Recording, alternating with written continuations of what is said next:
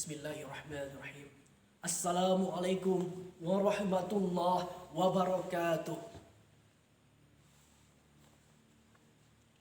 Maha suci Allah yang telah menciptakan keanekaragaman di muka bumi ini.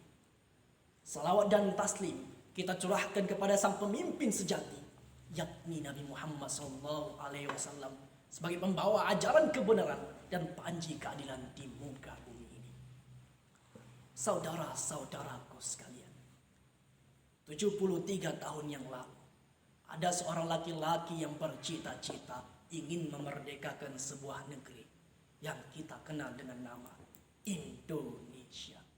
1945, berkumpul para pendiri bangsa untuk bagaimana bisa mewujudkan mimpi-mimpi itu.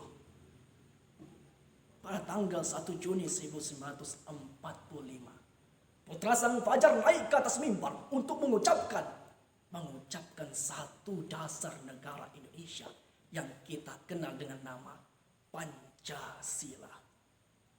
Kemudian setelah itu, hari demi hari berganti. Pancasila mengalami revisi dan demi revisi. Dan akhirnya, pada tanggal 18 Agustus 1945, Pancasila disahkan sebagai dasar negara Indonesia. Namun saudara-saudaraku sekalian, seiring berjalannya waktu, hari demi hari berganti, tahun demi tahun telah dilewati. Namun kini kita dapati oknum-oknum yang telah menyalahi arti Pancasila yang sesungguhnya. Mulai dari intoleransi dalam agama, rasisme kepada sesama, bahkan perselisihan dan perpecahan dikarenakan perbedaan-perbedaan di negeri Ibu Pertiwi ini.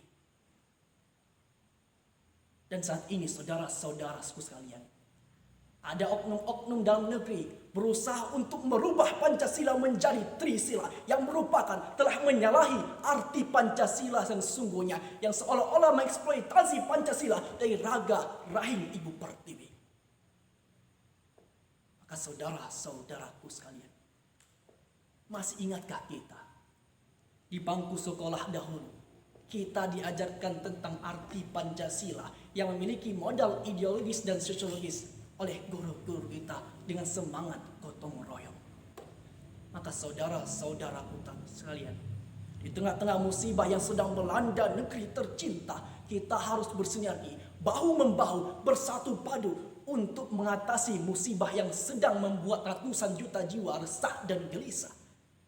Karena saudara-saudara sekalian, semangat gotong royong adalah perwujudan dari nilai-nilai Pancasila yang mengajarkan tentang persatuan dan kemanusiaan yang harus kita bina dari dulu hingga kini. Namun saudara-saudaraku sekalian, di bawah terang benderangnya matahari dan kilau gemerlapnya lampu di malam hari, aku menyaksikan sendiri para petinggi-petinggi negeri ini tidak memanifestasikan arti Pancasila yang sesungguhnya. Hukum seolah dikibiri, hak mahasiswa ditebas, dirampas, dan dikuliti daging sapi yang akan disembelih. Maka saudara-saudaraku sekalian, perlu kita ketahui bahwa Pancasila bukan hanya sekedar bacaan untuk mengisi lembar ujian. Pancasila bukan hanya disuarakan dari mimbar ke mimbar dengan kata demi kata yang beretorika.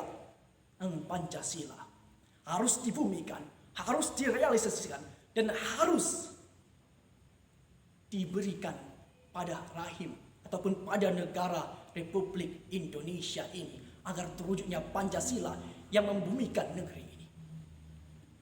Maka saudara-saudaraku sekalian, Insinyur Soekarno mengajarkan kepada kita bahwa semangat Pancasila tidak boleh sirna dari raga kita oleh berbagai macam guncangan.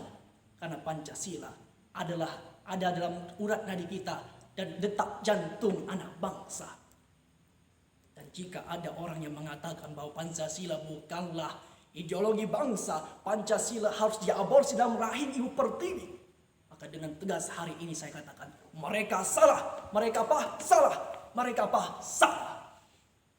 Untuk itu saudara-saudaraku sekalian, kita adalah generasi anak bangsa Indonesia. Saya Indonesia, dan saya Pancasila. Sekian dari saya. Wabillahi taufiq wal hidayah. Wassalamualaikum warahmatullahi wabarakatuh.